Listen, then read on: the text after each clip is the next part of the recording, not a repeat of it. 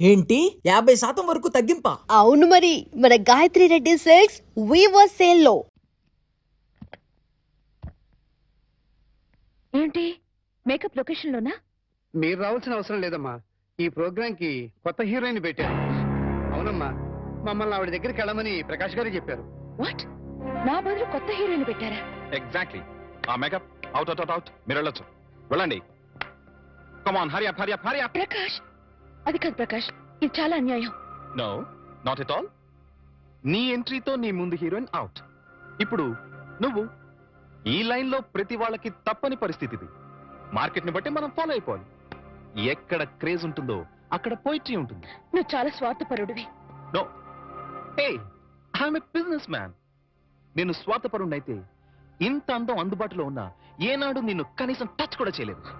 కానీ నువ్వు సంపాదించుకున్న ప్రాపర్టీలో సింగిల్ ఎన్పీ కూడా నేను ఆశపడలేదు. So I'm clean. I'm not a selfish man. I'm a పక్కా బిజినెస్ మ్యాన్. ఇన్నాళ్ళు కష్టపడ్డావు, ఇంకా రెస్ట్ తీసుకో. Okay? Oh my God, shooting time అయింది. Bye, take it easy.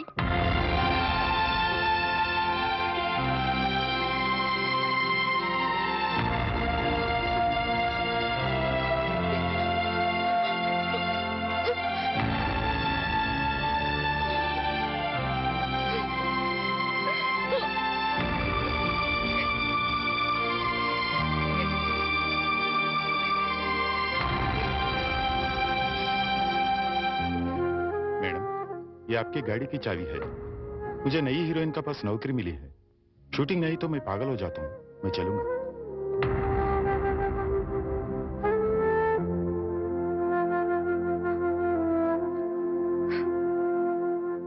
Sita, ఏంటండి?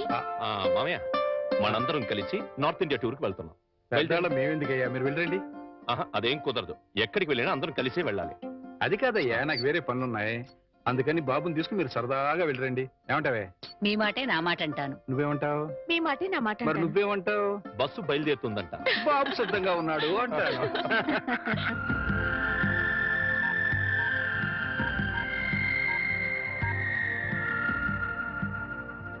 Hi Rita. హాయ్ వాణి. ప్రకాష్ నన్ను తీసేసి కొత్త హీరోయిన్ పెట్టుకున్నాడు. ఇది మామూలే. ఇది మామూలేనా? ఏమిటో ఒక్కసారిగా ఒంటరిదాన్ని అయిపోయాను. పిచ్చి బోర్గా ఉంది. మా ఇంటికి రావా? సారీ వాణి, నాకు వేరే పని ఉంది. It's all right.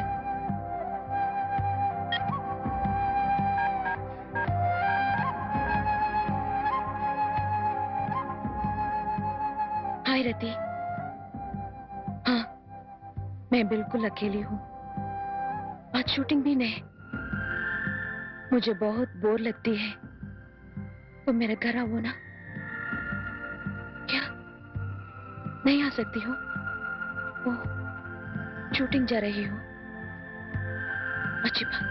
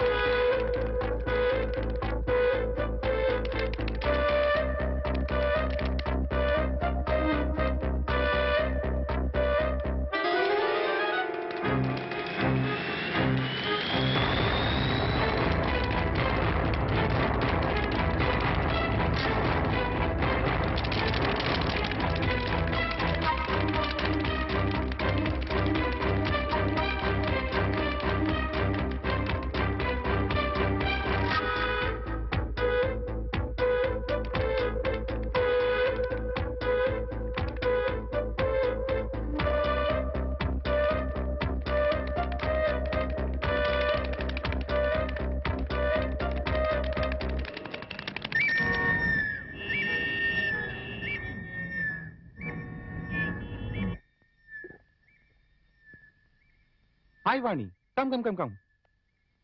కూర్చో, సిట్ సిట్. ఏంటి ఏంటి ఇలా వచ్చావు? పొద్దున్నుంచి ఎంత బోర్ కొట్టిందో తెలుసా? వాళ్ళకి ఫోన్ చేసి వీళ్ళకి ఫోన్ చేసి బీచ్ లో కూర్చుని పిచ్చెక్కిపోయింది. I'm getting mad Prakash. నీ ఒంటరితనాన్ని భరించలేకపోతున్నాను. నాకు వర్క్ కావాలి ప్రకాష్. సారీ, ఇంకా నీకు వర్క్ ఉండదు. ఉండదు అని ఫీల్ అవుతూ కూర్చునే కన్నా కార్లున్నాయి, బంగ్లాలున్నాయి, ఎంజాయ్. కార్లు కాలక్షేపానికి పనికిరావు. బంగ్లాలు ఒంటరితనాన్ని పోగొట్టలేవు. You have to adjust. ఒక్కరోజైతే ఉండగలను. జీవితాంతో ఇలా ఒంటరిగా ఎలా ఉండను? ఒంటరిగా ఉండడం ఎందుకు? మళ్ళీ పెళ్లి చేసుకో.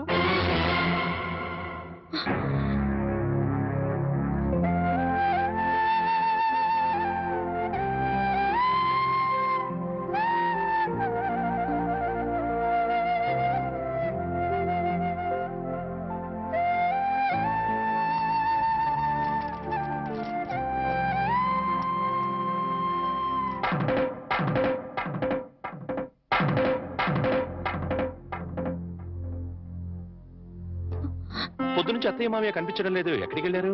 వాళ్ళు సైన్స్ మాస్టర్ కూతురు పెళ్ళట. మీరు నిద్ర లేచేసరికి వెళ్ళారు. సాయంకాలం వస్తారు. అలాగా? అయితే వాళ్ళ ఆఫీస్ డుమ్మా. ఇలా డుమ్మాలు కొడుతూ ఉంటే ఉన్న ఈ కాస్త ఉద్యోగం కూడా ఊడుతుంది. ఊడితే ఊడిందిలే. ఎవ్వరూ లేకుండా ఒంటరిగా ఇంట్లో ఎలా ఉంటావు? బోర్ కొట్టదే? నాకు బోర్ కొడితే మీకేంటంట? జీవితాంతో నీకు తోడుగా ఉంటానని ప్రమాణం చేశాను కదా.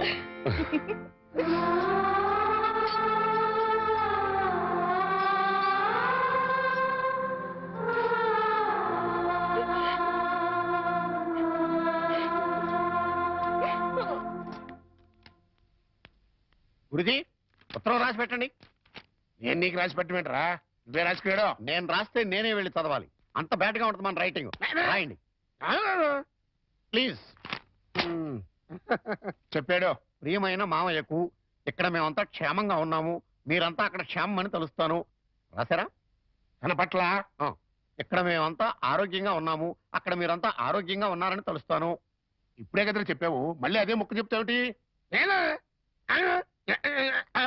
నీదొక మాయగోళ. మీరు రాయండి. ఇకపోతే నాన్నకు గుండెపోటు వస్తే అపోలోలో జాయిన్ చేశాను. అంతా ఆరోగ్యంగానే ఉన్నారని చెప్పావు కదరా. తమ్ముడికి కాలు విరిగితే మెడ్విల్లో జాయిన్ చేశాను. చెల్లెమ్మకు అమ్మోరు పోసింది. మీకు హై బీపీ కదా, ఎలా ఉంది? అత్తగారికి ఉబ్బసం తగ్గిందా? మరిదికి టీబీ తగ్గిందా? ఇది చెప్పడానికి ఉత్తరం కూడా ఎందుకురా? All out, start immediately and Telegram ఇస్తే సరిపోలా?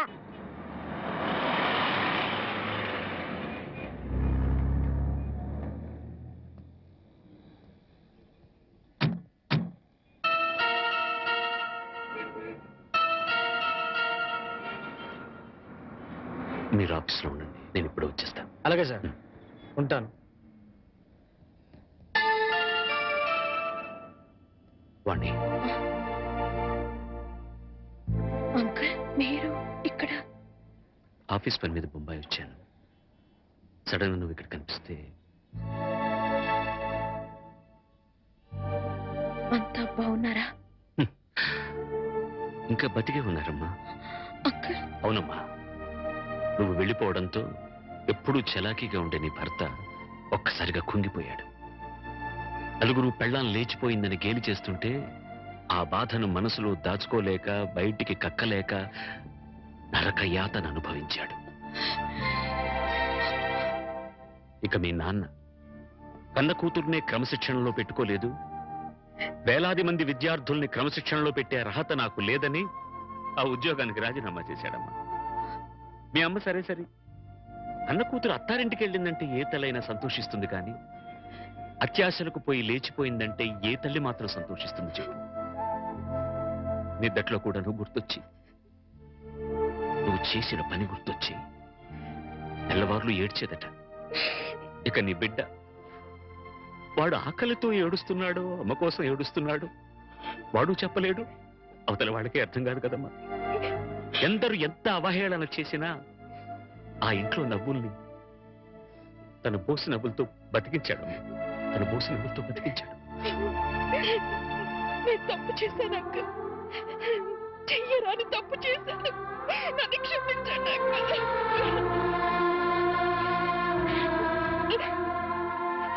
సరిదిద్దుకోవడానికి అవకాశం లేని తప్పు చేసావమ్మా నువ్వు. డబ్బు పిచ్చితో వచ్చేసాను కానీ సత్య ప్రమాణంగా నేను ఏ తప్పు చేయలేదు అంకుల్. అంకుల్, నేనే తప్పు చేయలేదంటే నువ్వు నమ్ముతావు కదా అంకుల్? నేను నమ్మినా ఈ లోక నమ్మదమ్మా. ఒక కుటుంబం పరువు మర్యాద ఆ ఇంటి ఇల్లాలి మీద ఆధారపడి ఉంటుంది. బస్సు డ్రైవర్ తప్పు చేస్తే ఆ బస్సులో ప్రయాణికులందరూ చచ్చిపోతారమ్మా. ఇంటి ఇల్లాలు చిన్న తప్పు చేస్తే ఆ కుటుంబ సభ్యులందరూ బతికున్నా చచ్చిన వాళ్ళతో సమానం. నేనంత దూరం ఆలోచించలేదు అంకుల్. ఇప్పుడు అర్థమవుతోంది నేను చేసింది ఎంత తప్పు. అంకుల్, నేను సంజాయిషి చెప్పుకోవాల్సింది కేవలం ఆయనకి మాత్రమే. నన్ను క్షమించమని ఆయన పాదాలు పట్టుకుని వేడుకుంటాను అంకుల్. ఏం చేసినా నువ్వు పోగొట్టుకున్న స్థానాన్ని తిరిగి పొందలేవు వాణ్ణి. నీ నాన్న రామారావుకు మళ్ళీ పెళ్లి చేశాడు. ఆ అమ్మాయి కూడా నీకు తెలుసు. మీ తెలుగు మాస్టర్ శర్మ గారు అమ్మాయి సీత. అంకుల్, జీవితంలో ఏం సాధించినా ఎన్ని పదవులు పొందినా అన్నిటికన్నా పెద్ద పదవి, గొప్ప పదవి ఇల్లాలు కావడమే. ఇల్లాలినై ఉండి నా జీవితాన్ని చేతులారా నాశనం చేసుకున్నాను. నన్ను నేను నిలువునా తగలబెట్టుకున్నాను. అంకుల్, అంకుల్, నేను మీతో వచ్చేస్తాను అంకుల్. మీరు నన్ను తీసుకెళ్లరు. వాళ్ళంతా ఇప్పుడిప్పుడే కోలుకుంటున్నారమ్మా. చేసింది ఏదో చేసేసావు. నువ్వు వింటానంటే ఒక చిన్న సలహా చెప్తాను. వాళ్ళకు మళ్ళీ కనపడి వాళ్ళ జీవితాల్లో కల్లోలం లేపక వాణ్ణి. ఈ మాట చెప్పడానికి నాకు చాలా బాధగా ఉన్నా చెప్పక తప్పదు కాబట్టి చెప్తున్నానమ్మా. తర్వాత నీ ఇష్టం. వెళ్తా.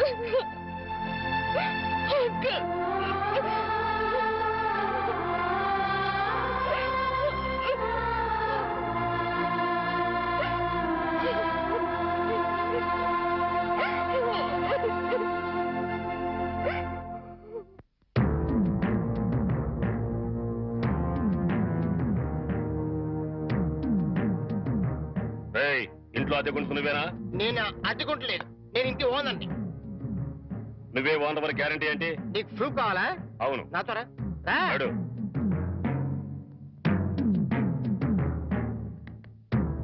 ఈ నెల అద్దె ఎప్పుడు కడతావు?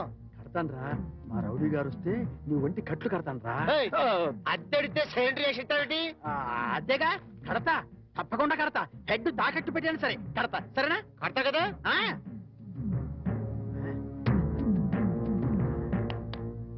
అంతే కదా, కడతానేవయ్యా. వచ్చేసావా? అబ్బా, నన్ను కొడతావేందయ్యా? ఇల్లు ఖాళీ చేయనందుకు. ఖాళీ చేసిన నేను కదయ్యా, వాడు నేను ఓనర్ని. ఓనర్ ఎవరు, అద్దెకోనర్ ఎవరో తెలియదా?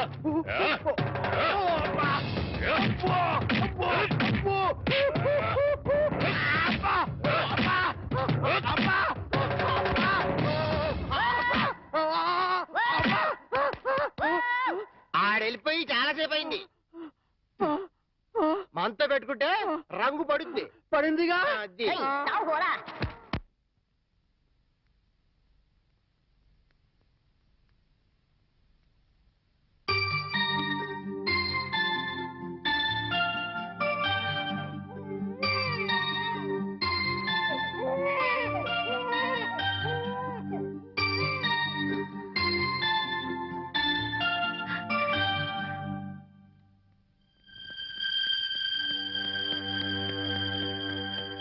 తాతయ్య, తాతయ్య, మీకోసం ఎవరు వచ్చారు?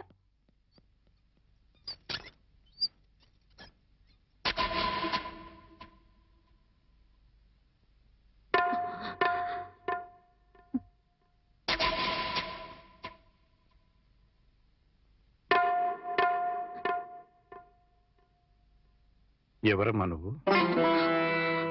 చెప్పమ్మా, ఎవరు నువ్వు? నువ్వెవరో నాకైతే తెలీదు. ఒకవేళ మా ఆవిడికి ఎవరో తెలుసేమో. ఒక్కసారి పిలుస్తానుండమ్మా. పూర్ణ, పూర్ణ.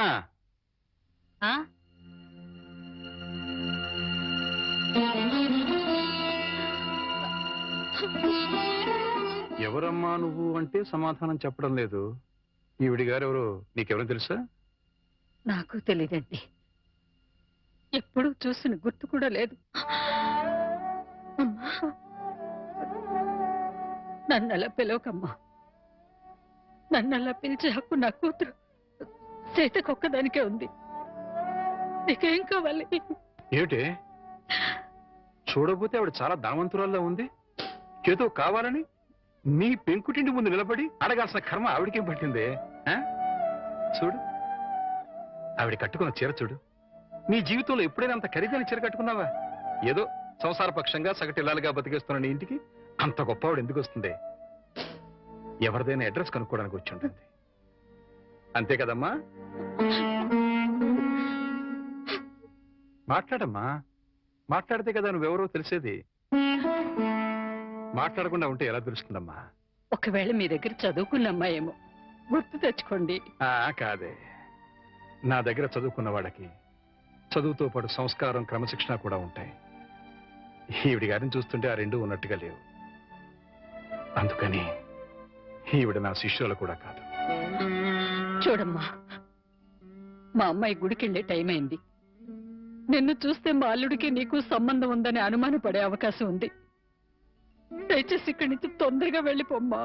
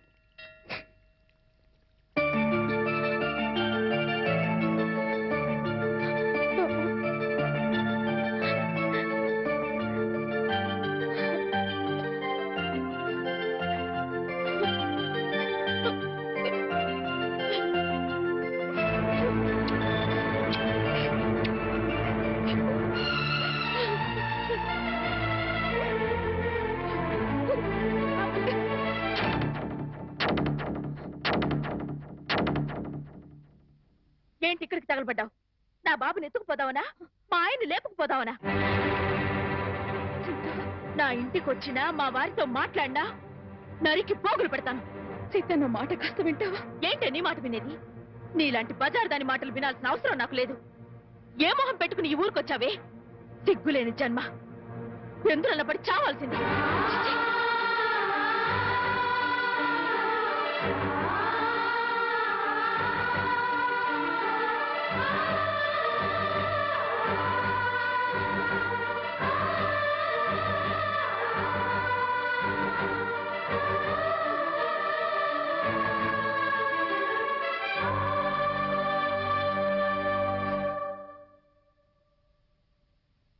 వాణి, వాణి, నువ్వు మా ఇంట్లో ఉన్నావని తెలిసి మీ అమ్మ నాన్న వచ్చారు. లోపలికి రమ్మని ఎంత పిలిచినా రావట్లేదు. నీతో మాట్లాడి వెళ్తామని బయటే నుంచున్నారు. నువ్వు వెళ్ళి మాట్లాడిరా.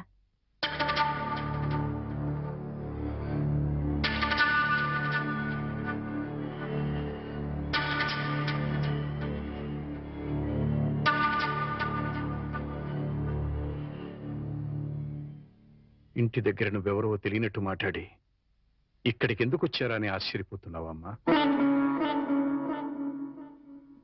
అక్కడ నువ్వు ఎక్కువసేపు ఉంటే అల్లుడు నిన్ను చూస్తాడని పంపించేశావు. అమ్మా, ఈ ముసలి తల్లిదండ్రుల మీద, భర్త మీద నీ కక్ష తీరలేదా? పరువు, మర్యాద, గౌరవం, మనశ్శాంతి అన్నీ పోగొట్టావు. ఇంకా ఏం పోగొడదామని ఇక్కడికి వచ్చావమ్మా? నువ్వు పోగొట్టాలన్నా మా దగ్గర ఇంకేం లేదు. ఆ నాన్నని వాడు ఒకడున్నాడు. వాడు నీకు జన్మనిచ్చాడు, పెంచి పెద్ద చేశాడు అనే విశ్వాసం నీలో ఏమాత్రం ఉన్నా సాయంకాలానికల్లా ఈ ఊరు వదిలిపెట్టి వెళ్ళిపో. లేదు నేను వెళ్ళనంటావా? చెప్పు, మేమే ఈ ఊరు వదిలిపెట్టి వెళ్ళిపోతాం. అమ్మా, నీకు 2 చేతులు ఎత్తి దండం పెడతాను. నా కూతురి జీవితంలో నిప్పులు పోయొద్దు, నా అల్లుడి బ్రతుకు నరకం చేయొద్దు. వెళ్ళిపోమ్మా, ఈ ఊరు వదిలిపెట్టి వెళ్ళిపోమ్మా. వెళ్ళిపో తల్లి.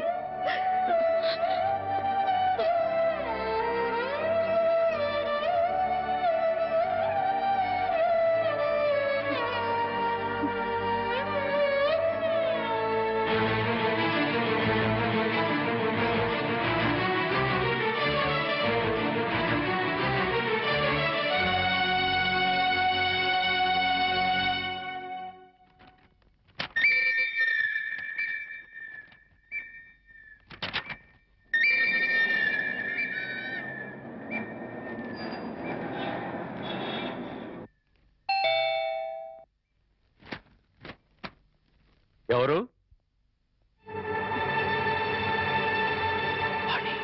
ఏంటి, బాణి వచ్చిందా? వచ్చింది. ఏ మొహం పెట్టుకుని తిరిగి వచ్చావని చెడామడ తిట్టి పారేశాను. అంతేకాదు, ఏం మహాతల్లి మా ఆయన లేపుకుపోదామని వచ్చావా అని అడగాల్సిన 4 మాటలు అడిగి దులిపి పారేశాను. సరే సరే, అసలు ఎందుకు వచ్చిందో అడిగావా? ఆవిడ గారు ఎందుకొస్తే మాత్రం నాకెందుకని అడగలేదు. నీకు బుద్ధుందా? ఎన్నేళ్ల తర్వాత వచ్చిందంటే పాపం ఏదో కష్టం ఉంటే వచ్చుంటుంది. ఎందుకు వచ్చిందో, ఏ పని మీద వచ్చిందో కనుక్కోకుండా పంపించేస్తావా? ఇది మరీ బాగుంది. మధ్య నా మీద వస్తారేమిటి? సరే, వాణి వచ్చిన విషయం నాకెందుకు చెప్పలేదు? నేనే చెప్పొద్దన్నాను బాబు. అది మళ్ళీ నీ కంటపడితే గతం నీకు గుర్తుకొస్తుందని, ప్రశాంతంగా ఉన్న నీ మనసు మళ్ళీ పాడైపోతుందని నేనే చెప్పొద్దన్నానయ్యా. మామయ్య, పోనీ వాణి ఎక్కడుందో తెలుసా? మా ఇంట్లో ఉంది. ఇంతకు మునిపే మా ఇంటికి వచ్చింది. ఎప్పుడు కళకళలాడుతుండే ఆ మొహంలో కళాకాంతులు లేవు. మనసులో పశ్చాత్తాపం, మాటలో పశ్చాత్తాపం, ముఖంలో పశ్చాత్తాపం. తను చేసిన తప్పును తలుచుకుని కుళ్ళి కుళ్ళి ఏడుస్తోంది. నీతో ఒక్క మాట చెప్పినమని నన్ను పంపించిందయ్యా. ఇంకో అరగంటలో ట్రైన్కి వెళ్ళిపోతున్నాను అంకుల్. శాశ్వతంగా వెళ్ళిపోతున్నాను. ఇంకెప్పుడు ఎవరికి కనిపించను. ఒక్కసారి ఆయనతో మాట్లాడాలి, తీసుకురావు అని ఆ బిడ్డ దీనంగా అడుగుతుంటే కడుపు తరుక్కుపోయిందయ్యా. చేతకాక చిన్న పిల్లల్ని ఏడ్చేశాను. రామారావు, వాణ్ణి తను పోగొట్టుకున్న స్థానాన్ని సంపాదించుకోవాలని అనుకోవటం లేదు. తనకు ఆశ కూడా లేదు. కేవలం నిన్ను కలుసుకోవాలని, మాట్లాడాలని తపన. మళ్ళీ జీవితంలో అవకాశం వస్తుందో రాదోనన్న ఆరాటం. అమ్మను కానీ, నాన్నను కానీ, కనీసం తన కన్న బిడ్డను కానీ చూడాలనుకోవటం లేదు. కేవలం నిన్ను చూడాలనుకుంటుంది, నీతో మాట్లాడాలనుకుంటుందయ్యా. ఆలోచించుకునే వ్యవధి లేదు రామారావు. అమ్మాయి వెళ్ళిపోవడానికి టైం అయిపోతుంది. నువ్వు తనను క్షమించినా క్షమించకపోయినా పర్వాలేదయ్యా. ఆ అమ్మాయి క్షమించమని నిన్ను ఒక్కసారి అడగడానికి అవకాశం ఇవ్వు రామారావు. Please please. సీత, నేను వాణితో మాట్లాడొస్తాను. ఆగండి, ఒక్క నిమిషం.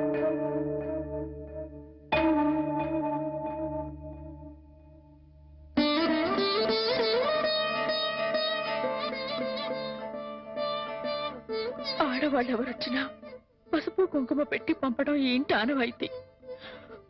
ఆవిడ మీకు చేసిన ద్రోహం గుర్తొచ్చి కడుపు మండి తిట్టొచ్చాను. ఈ చీర పెట్టి వేడుకోలు చెప్పిరండి.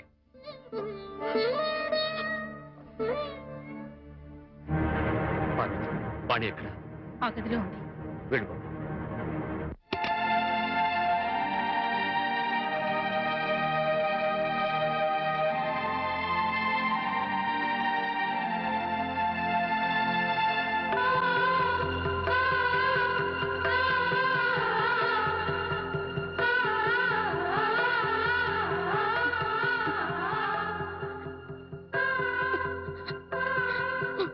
వాణి, బాగున్నావా?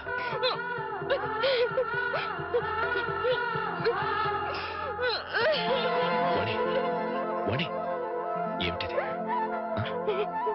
ఇలా కూర్చో.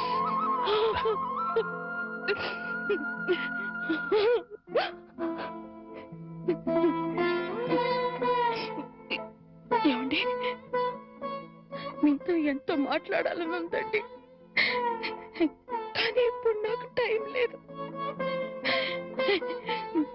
నేను చెడిపోలేదండి. ఒట్టండి. ఎవరు నమ్మినా నమ్మకపోయినా నాకు అనవసరం.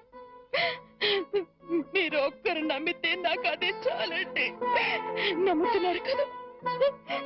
నమ్మకపోతే నిన్ను చూడటానికి వచ్చేవాడిని కాదు. చాలండి. ఇప్పుడు నాకెంతో తృప్తిగా ఉంది. ఏమండి, ఎవరూ లేని ఒంటరి దాన్ని అయిపోయానండి. వెళ్ళే ముందు ఒక్కసారి మీ ఒళ్ళో పడుకొని నాకు మీరున్నారనే తృప్తితో వెళ్ళిపోతానండి. ఒప్పుకుంటారు కదా?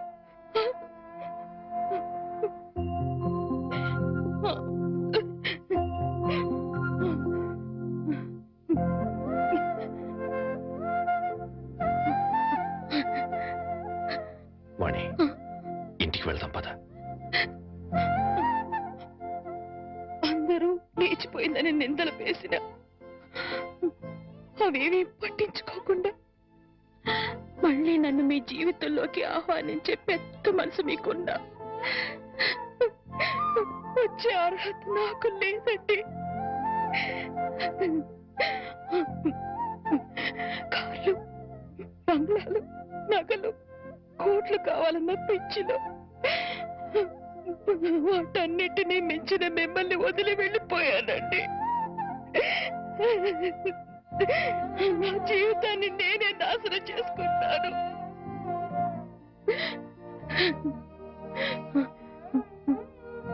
మళ్ళీ ఇంకో జన్మంటూ ఉంటే మీ భారీగానే పుడతానండి.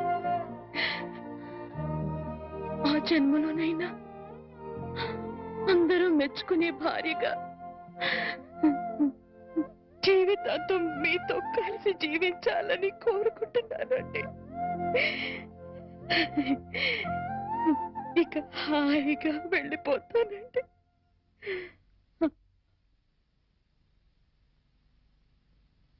పిచ్చిదానా, ఎక్కడికి వెళ్ళిపోతావు?